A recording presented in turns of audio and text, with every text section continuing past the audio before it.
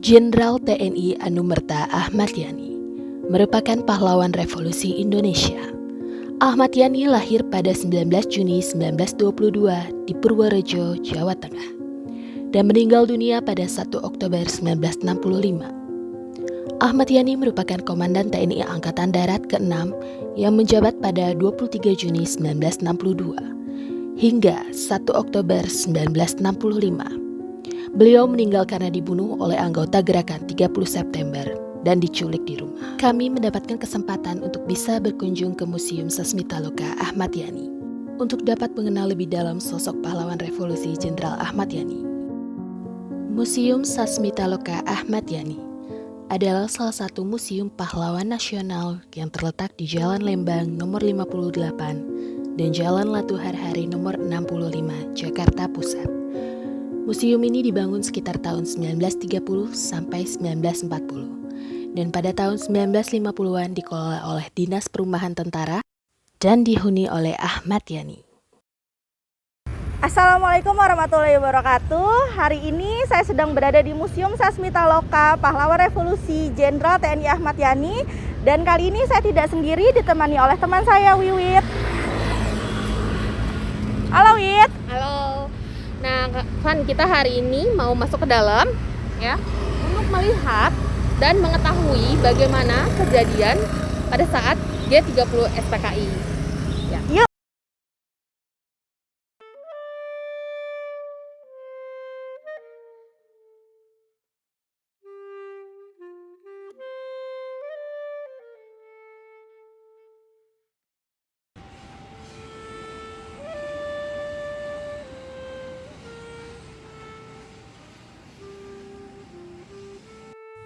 Rumah ini dijadikan tempat bersejarah karena Letjen Ahmad Yani dibunuh dan diculik oleh gerombolan Partai Komunis Indonesia pada tanggal 30 September 1965, yang kemudian dikenal dengan peristiwa pemberontakan Gerakan 1 Oktober sebelum akhirnya sekarang dijadikan museum.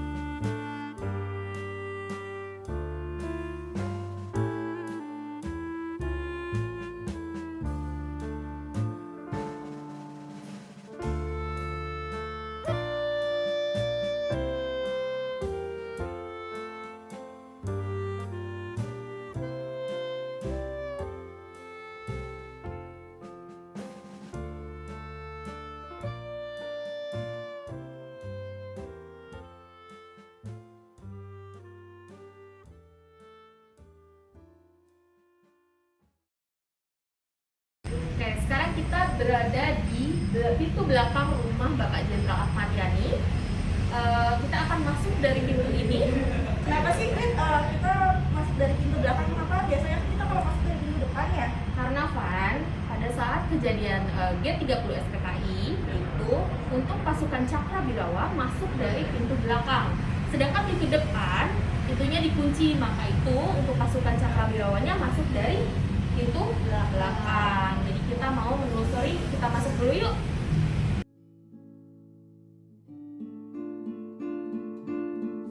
Di tempat inilah pasukan Cakrabirawa menembak tubuh Jenderal Ahmad Yani dengan 7 tembakan yang dikeluarkannya, di mana saat itu 5 diantaranya mengenai tubuhnya dan 2 mengenai lemari dan lukisan. Bersama Pelda Hadi Saputro dan anak dari Bapak Ahmad Yani, kami akan berbincang untuk mengetahui lebih dalam.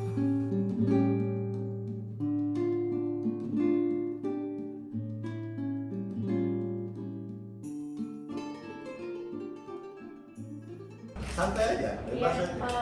Saya mau tanya ya Pak ya. Udah siap Pak. Kalau kita nggak datang, terus tanya Mas ya. Pak Adi. Boleh ya Pak ya. Boleh. Ke Pak. Siapa aja? Siapa aja? Bagaimana sih Pak sosok Pak Jenderal Ahmad Yani di mata anak-anaknya ini? Oke.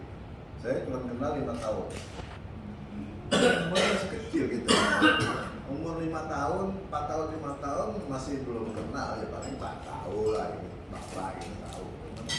Mulai dari 5, 6 sampai 11 lah kita baru kenal. baru kenal, baru tahu lah, baru oh ini bapakku nih kan gitu, karena kita tidurnya bareng-bareng berempat, ibu, bapak, saya, Edi. Nah, terus apa lagi?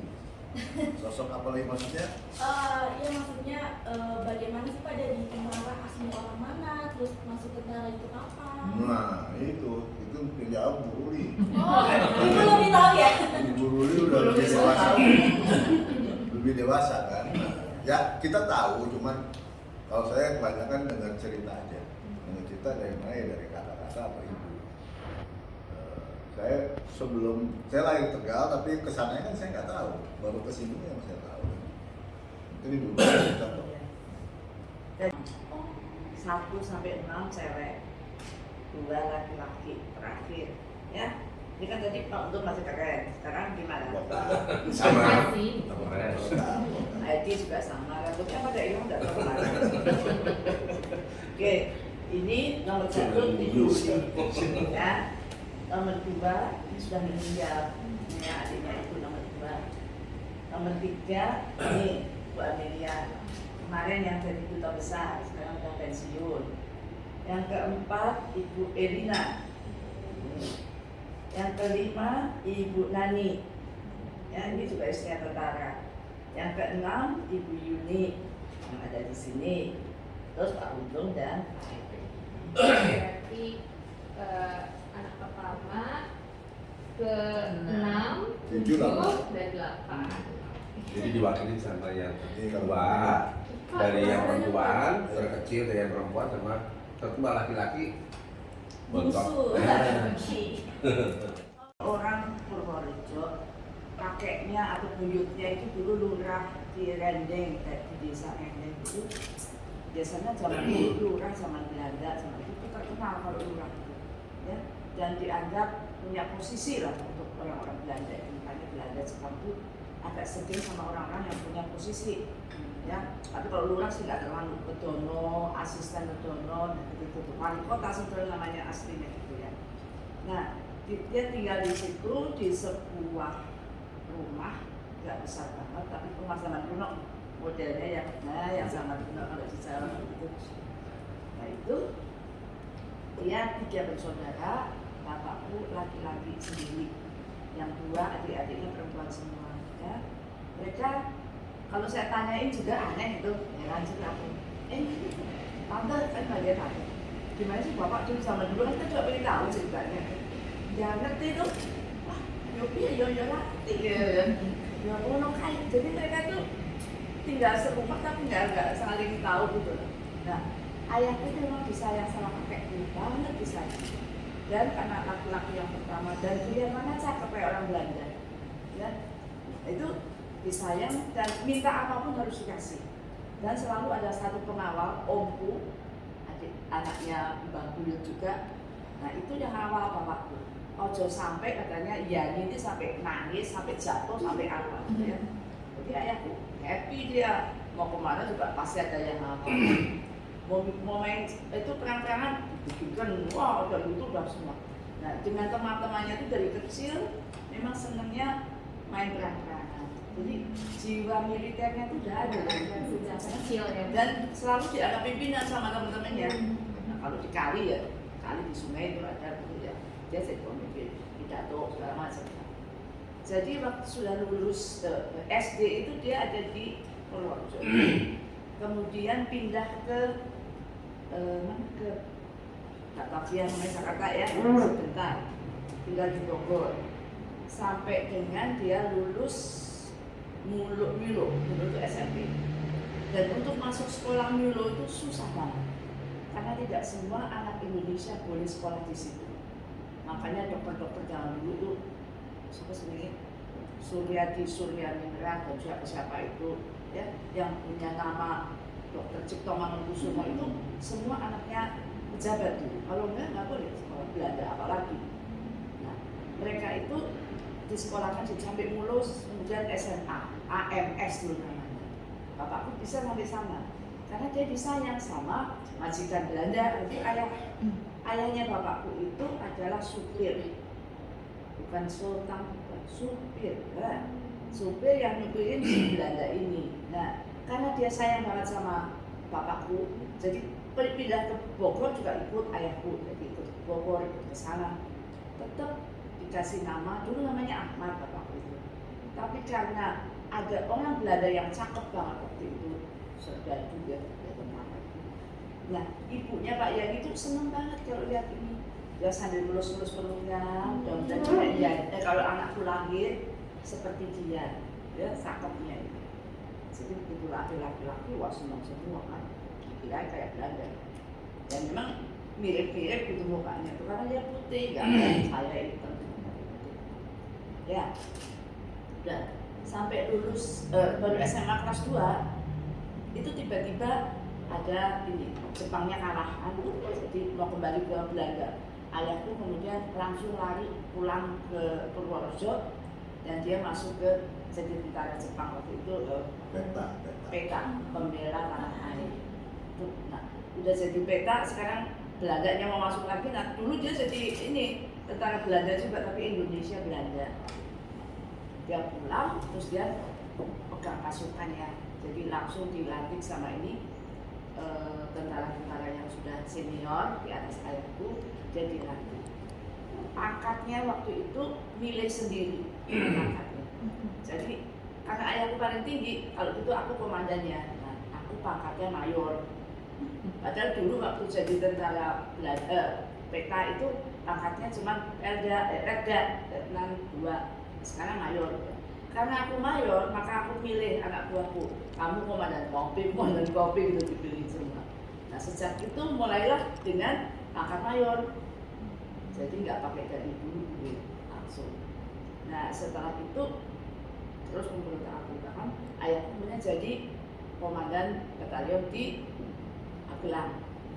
Jadi kita tinggal di Magelang dulu lama ya, berapa tahun. Nah adik-adikku seperti Emi, adikku yang tadi yang nomor 2, nomor 3 itu lahirnya di Magelang. Aku di Purworejo karena waktu itu masih tinggal di sana. Nah kemudian jadi komandan batalion masih Belanda itu sering ke Magelang. Dan selalu bapakku yang ngatasi perangnya karena dia selalu menang kalau perang. Belanda itu pada lari semua. Bukannya apa-apa takut sama Yani situ. Maka Pak Yani dapat julukan.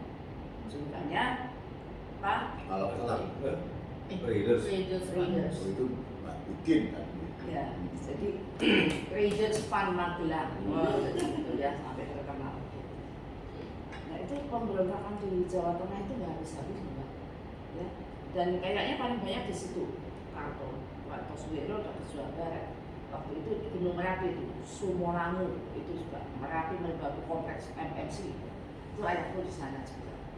Sampai kemudian kita pindah ke Tegal karena dia menjabat sebagai komandan resimen. Tapi zaman sekarang namanya Dadik ya, komandan brigade. Jadi tugasnya di Selawi, tapi daerahnya Purwokerto, Semarang, nah itu dekat-dekat semua situ. Ini nggak dekat banget ya, jalan juga kamu kok kan masih licin jalan. Kalau dulu mah baru, ya. Nah kemudian disitulah ayahku kemudian sekolah ke Amerika. Nah, diminta oleh Angkatan Darat, siapa yang mau sekolah nih? Pak Nasution, enggak, saya enggak. Pak Kato, enggak, saya enggak. Nah orang ketiga belum ada, orangku di sini. Ini ada perwira muda dari Jawa Tengah yang selalu menang perang dan sebagainya. Dia suruh sekolah ke Amerika, biar tambah pintar, ya kan? Ahmad Yani. Nah, bapakku di Tegal lagi enak-enak gitu punya udah lah itu ya. Oh, iya dulu. Nah, bapakku kemudian tahun 54 ya nih aku berangkat ke Amerika sekolah. Bapakku juga sekolah dia paling senang. Kenapa? Kayaknya dia tuh siap apa aja disuruh apa juga bisa. Ya berangkatlah ke Amerika selama 1,5 tahun, tambah ke Inggris selama setengah tahun. Jadi lengkap hampir 2 tahun. 2 tahun. Nah itu keadaannya. Nah setelah pulang dari Amerika, dia mulai harus pindah ke Jakarta kan, yang baru, perwira baru, muda, berani, pintar, sekolahnya nomor 1 dari sekolahnya. Sekolah di Amerika, temennya orang Amerika semua dia nomor 1. Jadi berarti dia memang benar-benar, waduh, aku juga nggak tahu cara belajarnya bagaimana. bisa ngomong Inggris juga lebih pintar. Tapi waktu berangkat belum bisa ngomong Inggris loh dia. Bahasa Belanda bisa, bahasa Indonesia bisa, sama bahasa Jawa. Nah, pulang dari Amerika kita pindah ke Jakarta. Ya, sebelum pindah ke sini kita tinggal di hotel dulu. Sekarang tuh kita Marriott, kamu tahu kan? Nah itu dulu hotel yang duduk, yang tinggal di situ tamu-tamu dari Belanda mana sama tentara masuk sana. Nah setelah itu di rumah ini jadi setengah jadi kita pindah ke sini. Karena udah nggak betah tinggal di hotel. 58. Bosan. Ya, nanti guys. 58 lahir dia. Ini. Mas Edi lahir di rumah ini di kamar situ. Kalau Pak Untung lahir terakhir di Tegal. Ini sempat lihat di belakang ya Pak ya, itu ada beberapa barang sama baju beberapa jenderal ya Pak. Memang sengaja dikumpulkan di sini atau memang ada beberapa di museum lain Pak? Ya, jadi gini, setelah peristiwa di 13 PKI 1665, yang pertama kali jadi museum pahlawan revolusi kan Bapak Jenderal Ahmad Yani ya. Ini jadi museum tahun 66, setahun setelah kejadian tahun 65. Nah, kenapa barang-barang yang pahlawan revolusi ada di belakang sana? Karena karena pahlawan revolusi yang lainnya itu belum jadi museum. Jadi barang-barang koleksi yang lainnya sebagian taruh di sini. Itu memang dititipin dari pihak keluarga pahlawan revolusi yang lainnya. Jadi apabila nanti pengunjung datang ke sini sekaligus melihat barang-barang koleksi pribadi yang milik pahlawan revolusi yang lain, makanya ditaruh di sini. Kemungkinan nanti kalau pahlawan revolusi yang lainnya sudah dijadikan museum, kemungkinan barang-barang koleksi yang dari belakang itu akan dikembalikan sesuai dengan tempat kejadian yang sebenarnya.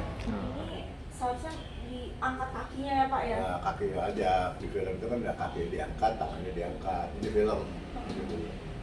Nah ini kalau ini Yang aslinya nah, Pak? ini aslinya. Terakhir taruh di depan sana. Ini rumahnya Pak Panjaitan.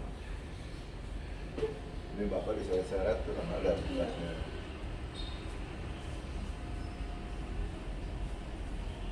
Ini film.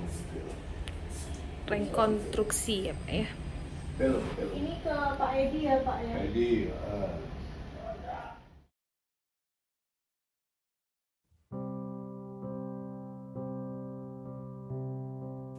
Setelah berbincang dengan keluarga Bapak Ahmad Yani, kami juga melihat berbagai surat keputusan piagam dan ucapan bela sungkawa untuk Bapak Ahmad Yani yang terpajang di dinding Museum Sasmitaloka. Perasaan sedih dan pilu yang masih terasa hingga saat ini ketika kami berada di dalam museum ini.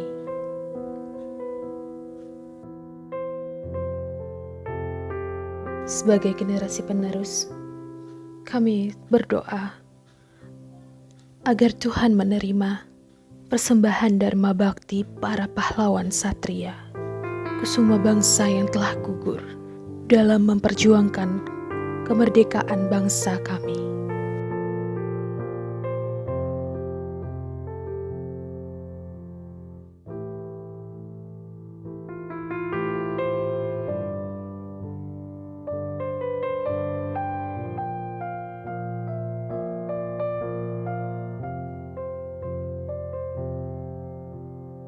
Semoga dengan konten kami dapat merefleksikan diri kita arti tentang pengorbanan, keteladanan, dan keteguhan para pahlawan bangsa untuk mewujudkan masyarakat adil dan sejahtera sebagai cita-cita perjuangannya.